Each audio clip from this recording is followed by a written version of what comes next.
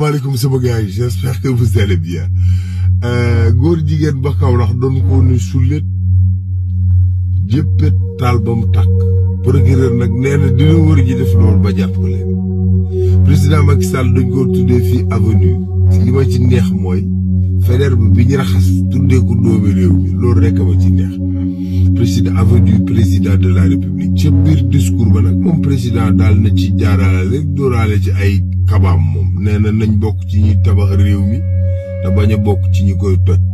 Amadou Ba mu Pastef dafa def émission Sen TV génn Ndoumbelane ñu ne ko taral jàpp yóbbu police.